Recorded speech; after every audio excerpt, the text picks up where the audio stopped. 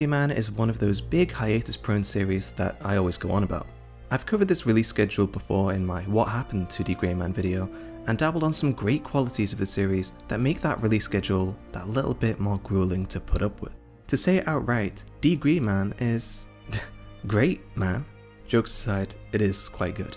Katsura Hoshino has, over the years, demonstrated an incredible talent for writing an amazing, expanding mystery, among many other things. In the spirit of Halloween, or spooky season, D.Gray-Man is a great watch, with a lot of imagery to line up with the holiday, from pumpkins to bats to archetypes of the horror genre. And that's not to say that it's tacky. In fact, it's really restrained and sensible, whilst also achieving this look.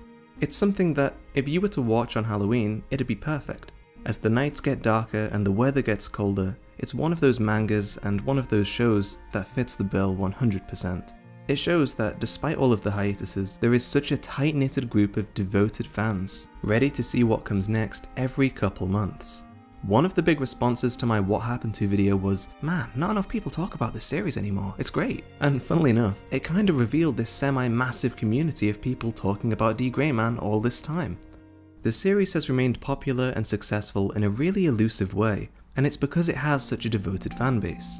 So, let's find out why so many people have lingered here. What makes D.Gray-Man such an attractive series after all of this time? As usual, grab yourself a snack and let's dive right into this.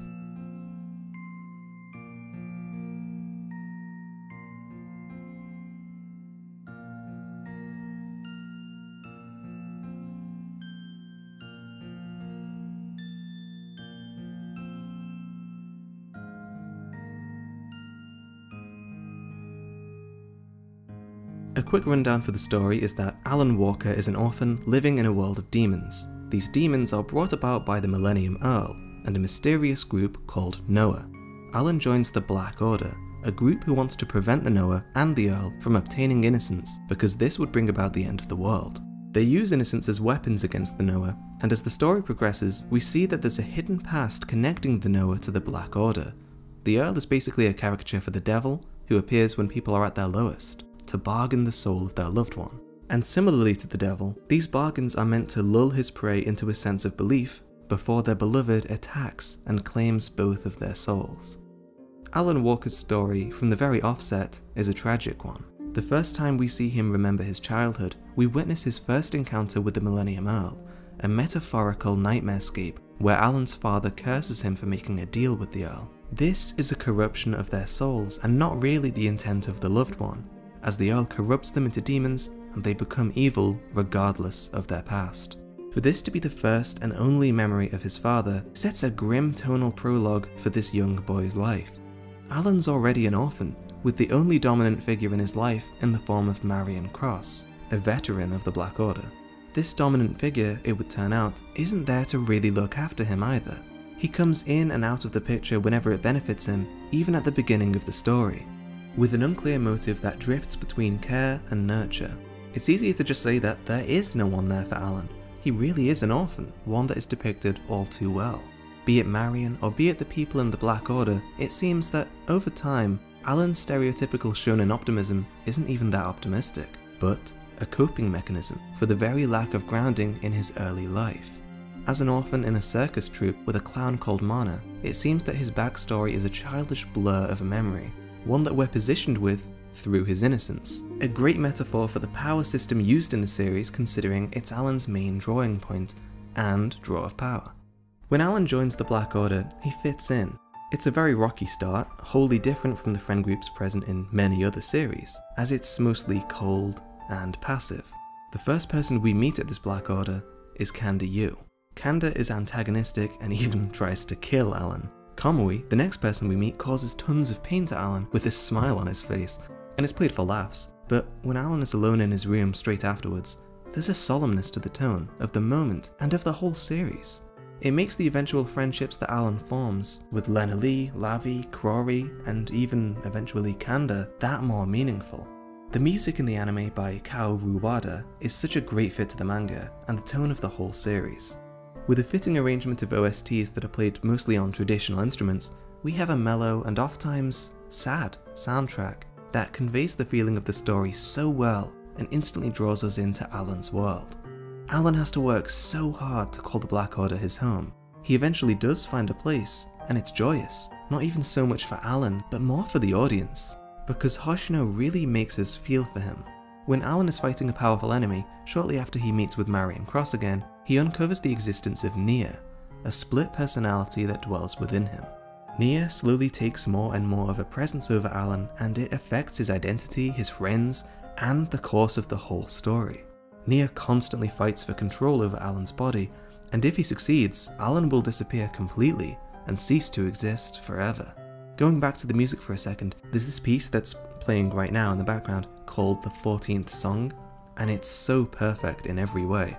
Sometimes Alan's emotions and mental condition are audibly palpable with Wada's incredible music, and this is such a brilliant piece to embody the struggles of this split consciousness within a kid who was already struggling to begin with. Watching the world go by with Alan as a byproduct is one of the most depressing things about the series. We have this happy-go-lucky kid in this ever-shifting world where his significance is constantly being diminished. I almost feel as though it's a social commentary for the audience demographic. In a world where the teenage population is grown in a world of ever-widening opposition, where opportunity decreases and inequality increases, Alan has been left behind, like many in today's world. The struggle to be ideologically stable in our world is honestly a tall order, and it's reflected in Alan's story. Self-discovery and feeling lost or overwhelmed is a big part of many teenagers' lives, ever more in today's world. And it's something that D.Gray-Man captures effortlessly through the subliminal tragedy of Alan's character. And the tragedy is only highlighted by Alan's power. Clown Crown is this beautiful, circus-esque design that shows Alan's true identity. His tragic origins are plastered onto his very persona. And this, at the height of his power, when he's most in control, is when he's simply unable to escape that past. It's tragic because no matter what friends he makes, and what life he lives, there's this spider's web of external forces, of Nia, Earl and Mana all playing their own 4D game of chess, whilst Alan faces oblivion itself.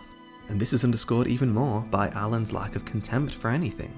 Unlike so many other protagonists, Alan doesn't scream and shout and go nuts when things don't go his way. Alan feels real because of how well Hoshino executes solemnity. There is no other character like Alan Walker. As I said before, it heightens our opinion of him, and it makes the connections he builds along the way that more endearing, that more convincing, and that more important. It's important to note that these friendships are just as important after they're formed. Hoshino then jumps from Alan onto the struggles of others. Kanda, it turns out, was to be implanted with Akuma properties to become an artificial exorcist, shared a sterile and unnaturally inhumane living space with a friend called Alma, and lost this friend when he attempted to escape, as Alma sacrificed his freedom for Kanda's. It explains Kanda's coldness and sternness towards people displaying closeness and friendship towards him. It's then made similar to Lena Lee, who was exposed to so much suffering and anguish at the hands of the Black Order that she had multiple mental breakdowns and was then confined because of it.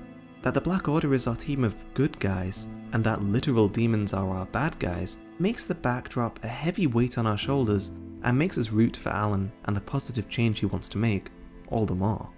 We don't know how the story will end for Alan, and it's a constant source of anticipation for new chapters, but without needing to know how it ends, Alan Walker and the nuance of his character are one of the biggest reasons as to why I consider this series genius.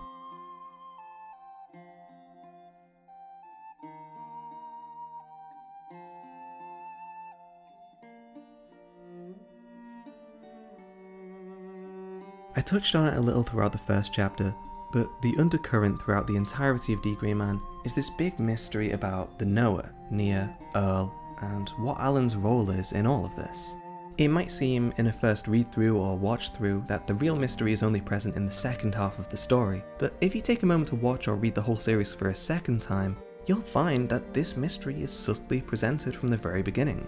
From the moment we see the first tragic memory of Alan's life, to the moment that Alan dreams of himself in a room with an outside spectre watching him. The mystery of D.Gray-Man, like this spectre, is there all along, almost biding its time, just like Nia, until it comes full force. Mysteries are a type of story that have always appealed to us. The best mysteries are the ones that have multiple layers to them. For example, the worst kind of mystery is one that's central. In a centralized mystery, everything revolves around one point of inquiry, and in instances like this, they almost always save the reveal for the very end, or they never reveal the mystery at all. Because when the cat's finally out of the bag, it's really enlightening, but when you go back and watch something with a centralized mystery for a second time, you'll see that because the mystery is made to be the main source of enigma, it fails to please an audience in the same way that it did the first time. And if a centralized mystery reveals the answers partway through, you'll also see that these stories tend to run out of steam by the end, because everything was hinging upon it. D.Gray-Man is a great example of a multi-layered mystery, where the mystery takes second stage to the characters, and when it does become center stage, it's an interconnected plot, tying into the characters and the emotional investments that come with long-running stories. In a multi-layered mystery, the answers are slowly pulled back one at a time, and when each layer moves, the story progresses in a different way. And when you have a main cast of about 50 well-written characters, you have so many moving pieces and emotional responses going on that it's almost better upon rewatching this kind of entertainment a second time. And, moreover, multiple rewatches don't diminish the response given from an audience.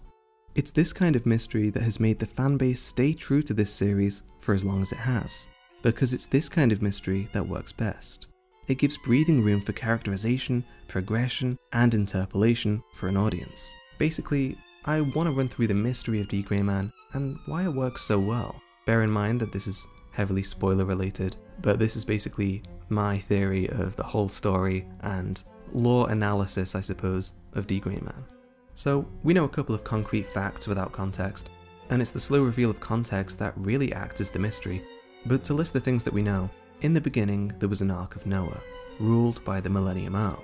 When the Earl was defeated long ago by the Heart of Innocence, a metaphorical hero, the 12 remaining Noah hid in an ark whilst the Great Flood occurred, causing the spread of innocence throughout the world. I assume that this flood was a metaphorical apocalypse caused by the Pillar, which is why Cross tells Road this isn't her world anymore, and this is why she replies that she wishes he'd have told her that 7,000 years ago. To go a step further, it looks like this past world was our own, meaning that this is a completely new world that's been Evangelioned, if you will. Thousands of years later, we have two adoptive babies appearing out of thin air, Nia and Mana. Nia eventually betrays the Earl and tries to usurp him, killing the 12 Noah, but being defeated and consumed by the Earl. At this point, Mana Walker's sanity begins to crumble, housing the Earl through a thin veil of humanity. Alan then joins Mana's circus, and the two instantly bond. Apocryphos, this shady mercenary in the background, must have something to do with what happens next, but somehow Mana disappears, the Earl appears, makes a bargain for Mana's life with Alan, and it must be this process in which Mana somehow transforms himself into the Earl before Alan, whilst also expending Nia from within himself, who he had earlier consumed. Whilst expending Nia, it must somehow have transferred into Alan. Maybe Nia remained within the Earl through all this time, waiting for a moment like this, but at this point, we connect back to the start of the story. Alan is left alone, and then adopted by Marion Cross, purely to watch over as nothing more than Nia's host. Years go by, and the Earl has reassembled a group of Noah, and, further still, Alan and Nia, and the Earl and Mana, all begin to awaken and struggle with each other's existences within themselves, all whilst Apocryphos is hunting them down. I love the duality of Alan and Mana as a spiritual father and son, and of the Earl and Nia as their demonic counterparts, with all four of them vying to see each other again. Whilst Alan is alive and Nia was dormant, the Earl was alive and Mana was dormant. With Nia awakening and Alan under threat of going dormant, Mana seems to be awakening and making the Earl go dormant. The duality ties into the tragic side of Alan's history whilst furthering the mystery in a really eloquent way. Some kind of ancient grudge between Nia and the Earl seemingly ended the last world and is threatening the existence of this one as well. Yet another duality. The next reasonable power-up, I believe, would be either Alan learning to conjoin with Nia and be able to face the Earl through unifying together. Perhaps in some kind of final battle, the Earl and Nia can unify into their own body to finally equalize and be at peace. And perhaps Mana and Alan would similarly finally be able to be together again.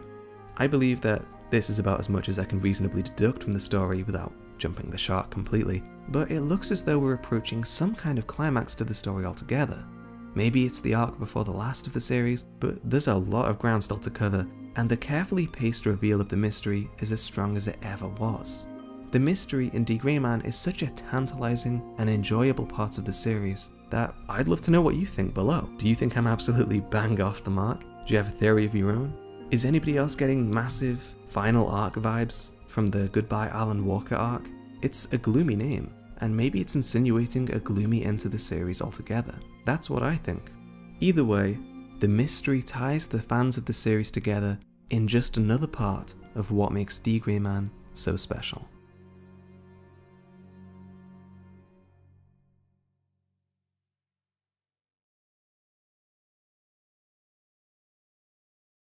Alongside character and writing, we also have to talk about Hoshino's keen eye for design. The series isn't finished, and the endpoint is probably well off, but anyone who reads this series to the point we're at now will attest that this is a story that has tons of effort and planning put into it. I genuinely can't think of what happens next with every chapter that releases. The series is so engaging because of this. There are no two theories that are alike, allowing for one to consume the series in a kind of subconscious way, where the longer the soup simmers, the more the flavours are imparted. When the Black Order is destroyed, the already incredible art style really began to flourish with all of this change, and Hoshino's once fairly standard looking art became even more gothic, even more effectively handled in strong blacks and faded whites. The character designs and the volume covers also began to take on a new look. Heavily detailed eyes and hair, thinner line art and more screen tones, D.Gray-Man started to look dreamy and beautiful. Hoshino's art style has been dubbed by some as a more shoujo style, which, by the way, is manga geared towards a female demographic. Characters became more slender, more emotive, and developed in a way that reminds me of JoJo's Bizarre Adventure and Hirohiko Araki's fondness for fashion magazines. Here, Hoshino seems to take the more emotive parts of shoujo art styles and spreads them throughout the manga to convey emotions without telling us. It's a strength that she does through storyboarding, and in fact, there is rarely that many bubbles telling us what characters feel. Hoshino is such a great visual designer because she's always told a story and delivered upon tone and emotion largely with her own drawing abilities by itself. Obviously, there have been extensive breaks that progressively worsened, and there is a correlation between the time off from the series and the growth of the design, but obviously, the result of these immense illustrations is an extremely tiresome effect on Hoshino, who we've since learned has had carpal tunnel, and her extensive workload has been scolded by her chiropractor for working too much. It's a shame because Hoshino successfully created a really majestic series that uniquely elevates itself by lending techniques from different genres to further its own. In all of her other works, you can see where her main skills shine the brightest. As character designer for Valve Rave the Liberator, the uniforms, armors, and mechs display that same elegant style that instantly signifies Hoshino's watermark. D.Gray-Man's stylistic evolution is reflective of what a lot of other long-running series have, and that is to say, a series that grows and matures alongside its audience. D.Gray-Man is one of those series that, like Attack on Titan, has fans that say, it's like a seinen, despite the fact that both are shonens and are geared towards young teenage boys. It's because both of these mangas have developed and doubled in their complexity as the years have gone by. For someone who harps on about traditional methods of animation and art over digital methods, I think I really eat my own shoe a lot of the time for it, and D.Gray-Man is a good example of why. Hoshino's traditional artwork has a lot of greatness to it. The sense of style and the gothic appearance of everything is still there, but when you hold it to her more modern work, it's crazy how far she's come. The experimentation of colour and of line sensitivity is used to maximum effect, and on something like digital, where it can be so easy to simplify, Hoshino runs with it and has not only translated her skills onto another medium, but has transcended her prior skills with a new methodology altogether. As the releases of D.Gray-Man have jumped from weekly to monthly to bi-monthly to tri-monthly, it's nestled itself into a comfortable releasing schedule that allows for Hoshino to expend as much time and skill into the series as she needs for D.Gray-Man to evolve. The designs of the Akuma and of the Arc of Noah are really well done. Taking a spin off the British aristocrat, she makes the clothing and styles of characters like Tiki Mick, the Millennium Earl, and Road Camelot so fun and original. The aesthetic clothing in the series is like seeing everything through a Halloween perspective. As I said before, it's uninvasive and it doesn't make anything seem tacky, but it's just there on a surface level. In much the same way as anime outfits can be outlandish and still fit in, Hoshino's inference from Halloween-related costumes and outfits mixes well with the classical fashion because, well, it's anime. The demons and different levels of power that they have are separated by really unique and bold design choices. The loose and almost mechanical structure of the lower level Akuma are telling of their simplicity when used to attack. The more anatomically human appearance of the level 2 to 3 Akuma are creepy in that they resemble skeletal and rotten human figures. Again, simpler in design, simpler in power. The level 4 Akuma are disturbingly drawn in a way that makes them look infantile and human-like, but in such a way that it's purposefully bordering the uncanny valley. Complexity to connote power. The protagonist's different designs are similarly varied when held against something like Full Metal Alchemist, where the powers and properties can almost be read by the ways in which they're portrayed. The ranks of the Black Order as the years go by really resemble an inspiration to the State Alchemists, and it's something that D.Gray-Man really wears on its own sleeve, as the series isn't fully about the Black Order and constantly spends a great deal of time away from it. The gradients and vibrance of the covers for different volumes have such great splashes of colour on them. The toning and blending of shades in digital like this is really hard to accomplish, and it goes to show just how far her mastery of the format has come. I think we need to look no further than the fact that this series has 2 art books released during 2 different exhibitions to see that Hoshino loves drawing and making these images as much as her fanbase loves to see them. I can't wait to see where Hoshino takes the series, to see Alan's fate, and to see how she continues to write the story alongside the constant progression and furthering of her illustrative work.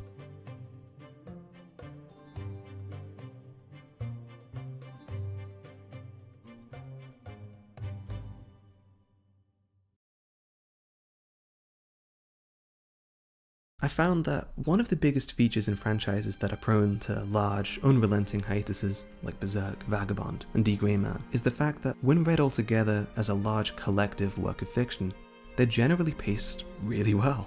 Maybe it's the amount of time given to the author to enhance that planning and the overall storytelling, but the pacing of D.Gray-Man is really effective. The power scaling of all the villains and the seamlessness of the protagonist's training is really different from what you'd expect in other series. When it seems like the protagonist winning is contrived, they don't. When something that would realistically be difficult to pull off presents itself, they fail. Instead of getting a cheap, undeserved power-up, Alan goes through hell and back, loses his arm, thereby losing all of his powers, and has to watch as tons of people get hurt around him as he feels nothing but powerlessness.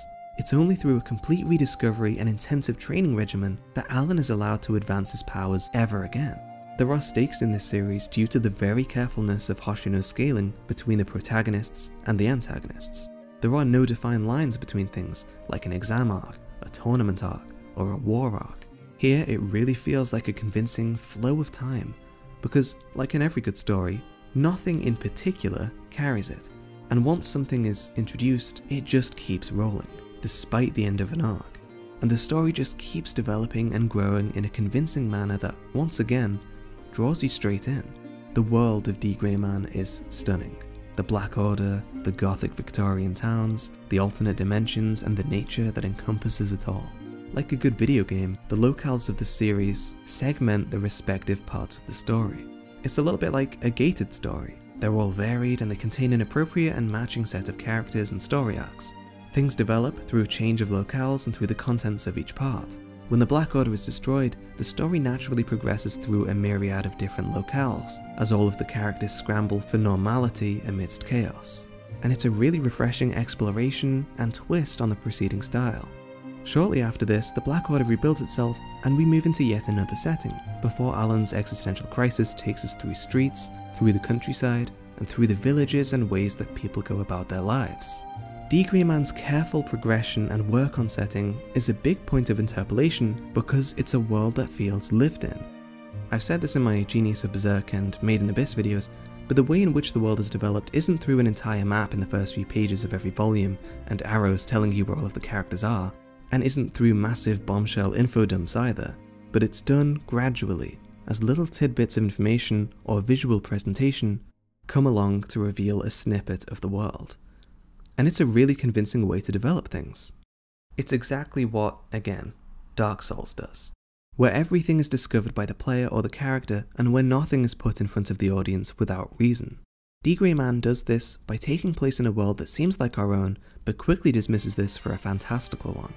When we see different styles, flashbacks to a world like our own, to mentions of millenniums having gone by, we slowly piece together a real visual status of this developing world. You might be seeing a pattern here, but just like the other points I've brought up, with each chapter, this keeps growing and keeps improving.